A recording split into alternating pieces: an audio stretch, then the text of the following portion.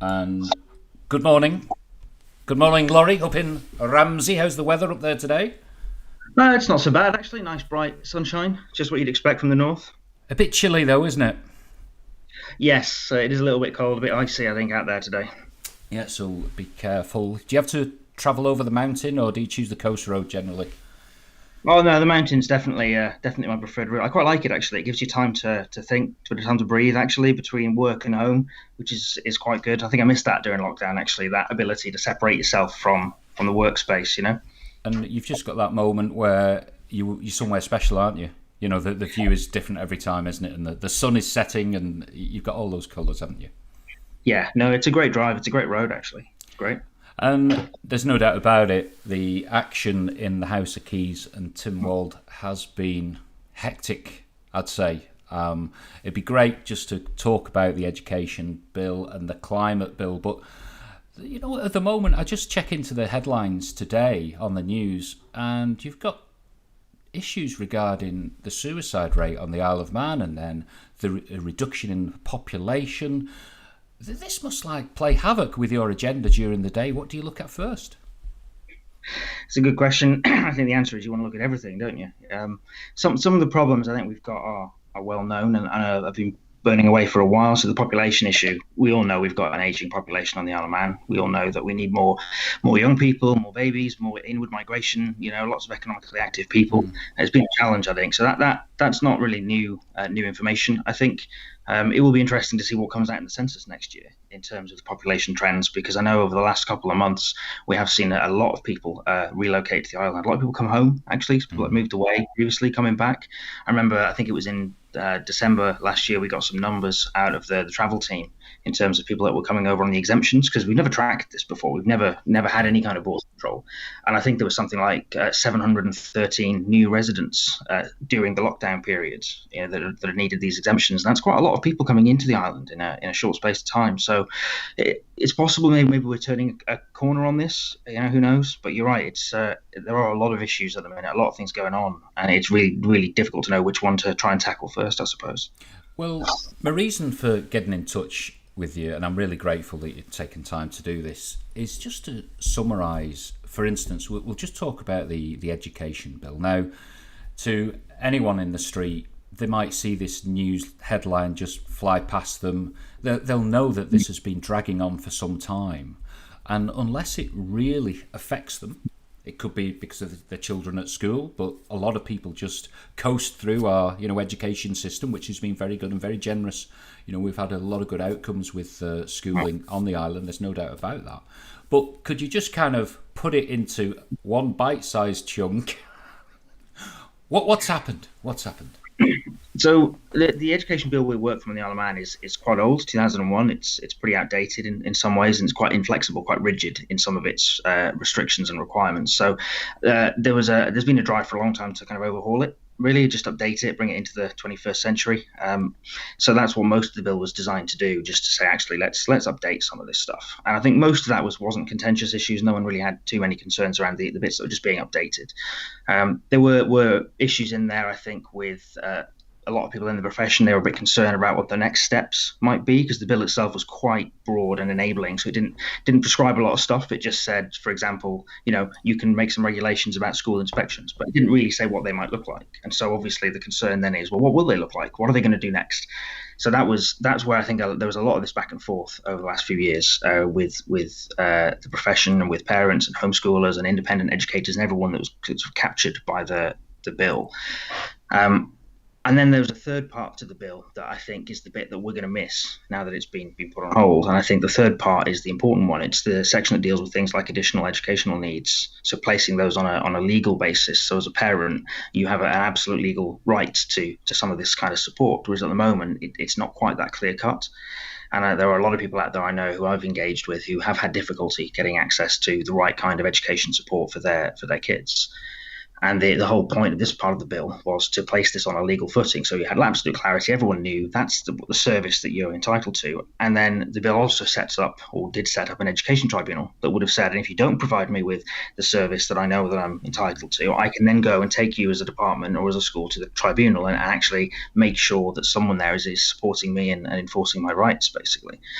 that's the bit that I'm most disappointed with. And for me, I think where we ended up was it was a very difficult couple of years, lots of back and forth. Obviously, all the strikes that were happening, the action short strike rather, and I think the minister has just probably felt that he doesn't want to proceed with any of this.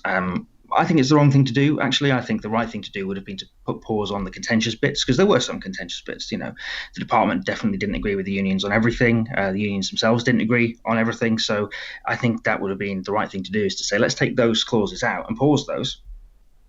But everything else, the stuff that was just updating, they probably could have cracked on with. And the stuff that really gave parents that extra support, that extra voice, I think is critical. And my worry now is, because they put pause to all this, if we're not going to do it, you kind of think, really, we've got 11 sittings of the House of Keys left. Are they going to do it before June? And the answer is probably not. And then does that mean, are they definitely going to do it when the new minister comes in? Is he going to want to pick up this baton and have this fight again? And I just don't know if the Council of Ministers have got the stomach for it, to be honest, at the moment. And that is concerning to me. I'll give you an example of one of the updating bits in the bill, actually, to make it a bit real. So if you want to get student support to do a master's course, you have to meet certain criteria. One of them is you have to have a 2-1 degree at bachelor's level. And the way the regulations are at the moment is it has to be a 2-1 degree. So there are people out there that I've come across who want to do a master's course and have got an equivalent qualification, so maybe a professional qualification or something that is equivalent to that 2-1. But because it isn't a degree, they don't tick the box. They can't get into that system for support. And it's little things like that actually need to be fixed, and it's difficult to fix them under the current law. Much easier with the proposed bill, and little things like that. And you think, well, actually, is that earth-shattering? No, it's not really. Not to the great max public, it's not. But actually, to those individuals who find themselves slightly outside the system, it is life-changing. And that's the bit I think has been lost in all of this conversation, is ultimately what was being done. It's all about people. It's about education. It's about the individuals at the heart of that.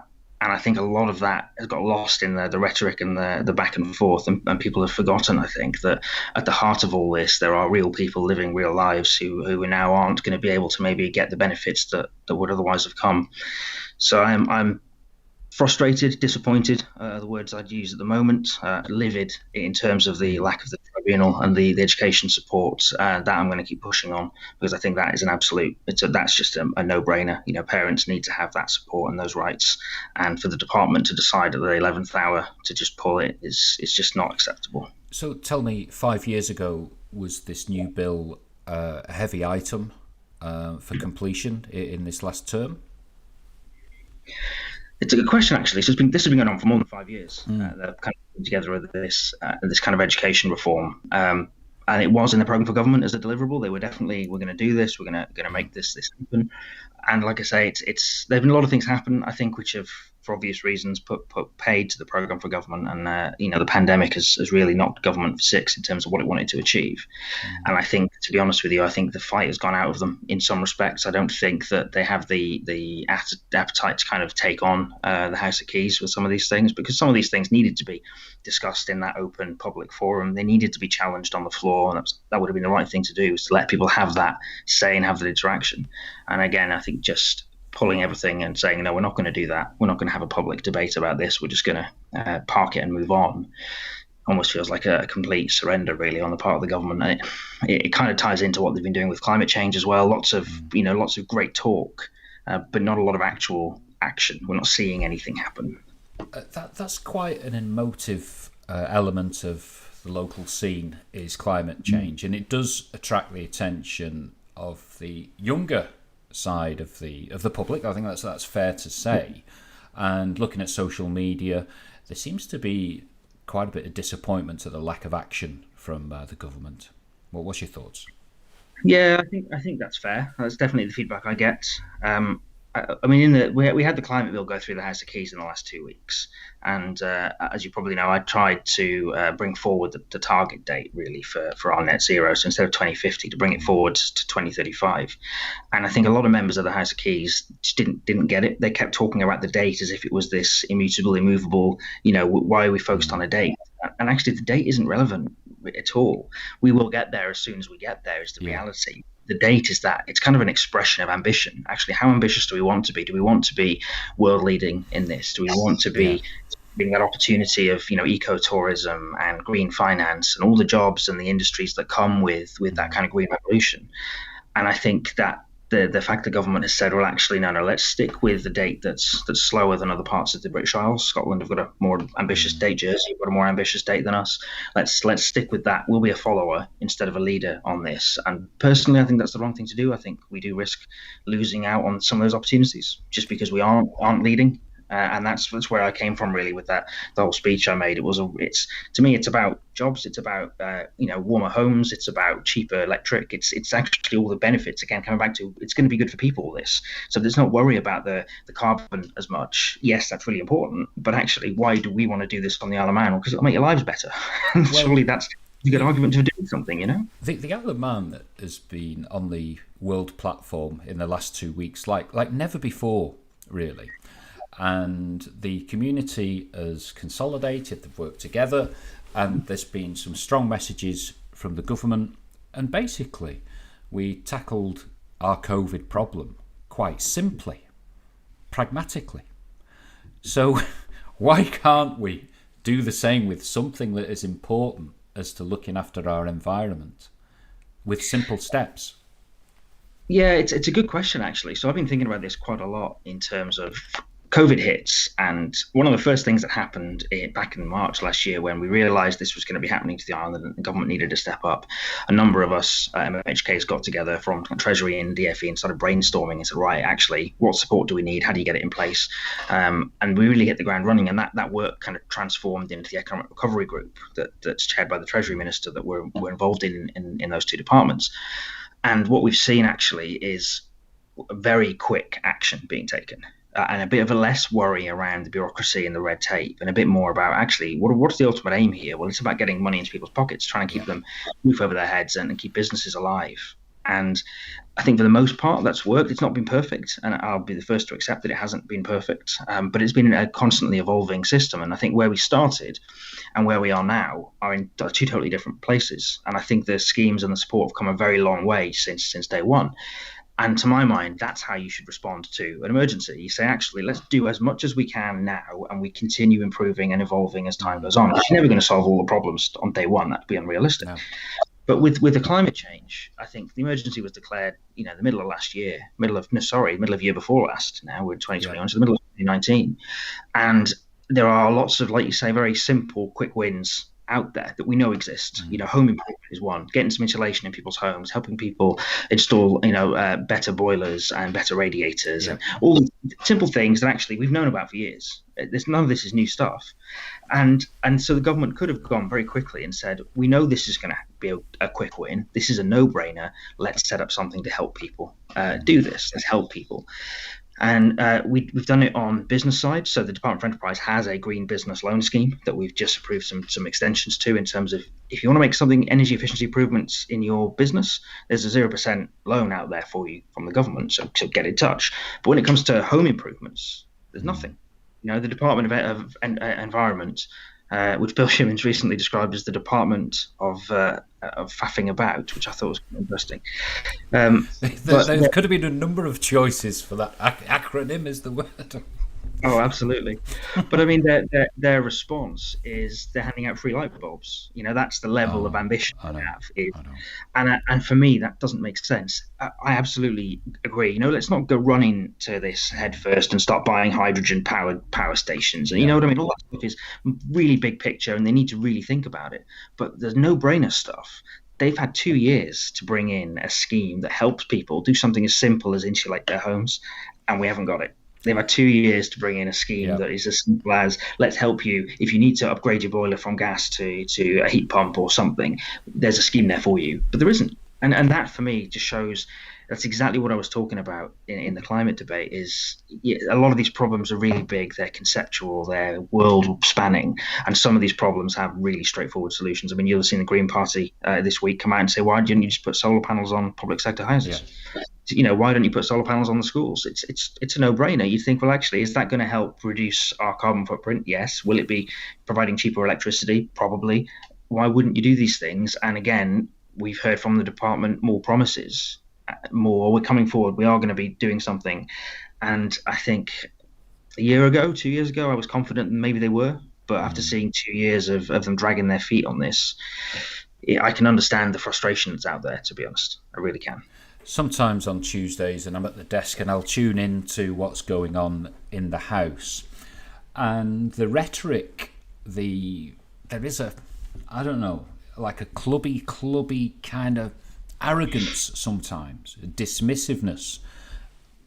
There's an air where it's quite uncomfortable to listen to, and really, I think we're just asking for our politicians to be passionate about, this simple set of actions. So we could have a campaign to say, look, just curb your waste by 10%. Right across the Yeah. population, let's just try and take 10% of our emissions. But I'm not hearing anyone grandstanding that. Even the chief minister at the top. This isn't about planting a sapling in a field and walking away. We need to have some real action, and it could be that we have a big drive on. Let's get the cycleways sorted. Let's get them away from the roads, make them safe. Let's have a campaign to encourage people to buy electric bikes and cycle and get fit. All the stuff but I'm not hearing it. And why is that? Are people afraid to talk out? They've got their eye on September. Is that what it is? It's possible. Like I said before, I think maybe the government is, or at least the ministers maybe are starting to pull back a bit and start thinking more about the re-election than getting things done in the next few months. I don't know. I don't think I agree with you actually on the little things. I mean, there's a lot of stuff that is going on, but it's not climate change driven, and this is what's interesting for me. So, like I say, the business loan scheme in DFE, Yeah. we've kind of revamped that. That's a department action because we think it's the right thing to do. That's not being driven by the climate change group. They've started in Ramsey asphalting a cycleway down the railway line because again, Fantastic. it's great. It's about Yeah. active travel. Yeah. Brilliant, but actually, it's not an action being driven by the climate change group. And a lot of the other things that are going on are being driven by the various members and people outside that team. Yeah. And it's that's my concern really is so that things like planting the trees, it's great. Don't get me wrong. I think actually the chief minister going out and starting planting 85,000 trees is brilliant. I think we need to do little things because sometimes they're symbolic and they do show that something is being done. But you're absolutely right. You have to marry that with big stuff as well. Just planting trees isn't going to solve our problem. We need to think a bit bigger. And I think you're right. The government, for me, they've kind of got caught between we'll do the little things and we'll start thinking about the really big things, but the things in the middle, the stuff that actually will help people that people will notice. That's where they're lacking. And I think some of it as well ties in across the board. So if you're talking about home insulation, if you want to do that because it reduces your carbon output, great, that's fantastic. But it should also reduce your fuel bills. It'll make your house cheaper to heat, and surely that's the way we should be leading with this. Is actually what's going to help people the most. And actually, if something like that is going to help people and it's going to fight the climate challenges, then it's a no-brainer. So it is a bit bizarre. I think some of the stuff you're seeing out of government, you're hearing lots of great stuff, and then when you actually drill into it, and I think you said this earlier, it's difficult to know what's really going on sometimes because you can hear things, and if you take them at their word, the world is fast moving and the world is great and everything is happening, and then you see the slow pace of actual change. I mean, it was, let's say, 3 years ago now when they promised they'd get the sexual assault referral centre set up, Yeah. and now they're saying it's coming. And you think, how long do we have to wait for them to turn the promise into delivery? And sometimes it feels like it is very dragged out, and it does take a while, which is not ideal, I think, in a government. It's sometimes we need to be moving quickly, and on the flip side of that, sometimes they do move really quickly. So on the cannabis side of things, in Yeah. export, that was a great piece of work. That took off very very quickly. Got everyone on board, and actually we got through the finishing line on that. At some pace, and we've seen that with the Development Corporation as well. Myself and Bill Shimmon's been working on this project for a little while, and it was only towards the end of last year we got Tim Wood said, get this done by March, and we're hoping to come back in the next month or so and say, let's do it. It's going to happen. And actually, sometimes things move quickly, and I'm still struggling after 5 years to figure it out really as to what makes these things move quickly and what is it that stops other things happening. It is a bit of a black hole sometimes, I think. It must be timing. I think with the cannabis, the opportunity has been made aware for some time. So Yeah. we're talking about industrial cannabis, aren't we? I think that's what, and producing it.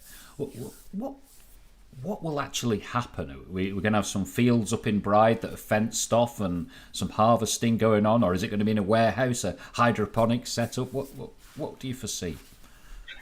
It'll probably be a mixture, I think. So the licensing regime is quite broad, and I'd expect to see some sort of test crops of hemp appearing over the next 12 months. That's kind of the outside stuff. But I think you're right. All the medicinal high grade products, I think all that will be grown in. They'll look like data centers from the outside. They'll be grown in these kind of hydroponic, intense farmed, probably renewably powered, off the grid kind of constructions. They're quite intensive. They're quite high tech. They bring quite a bit of employment. We'll have to see how it pans out, but I'm still quite hopeful at this point. We're on track. Excellent. Well, I think we'll just finish with the thought of last week we had the Chief Minister planting a lovely sapling on a Manx hillside. Is it likely he's going to be planting something else when the cannabis farm starts? That would be the bigger headline, I'm sure. You joke, but I have been led to believe that cannabis is quite good at fighting carbon. So maybe you're right. Maybe we will see the Chief Minister planting the people's cannabis forest in the near future. Oh, wow. What a thought. Well, thank you, Lawrie. Thank you so much for having a chat this morning, and perhaps we'll hook up again sometime, but it's been absolutely wonderful, so thank you. No, thanks very much for the invite. It's been a pleasure.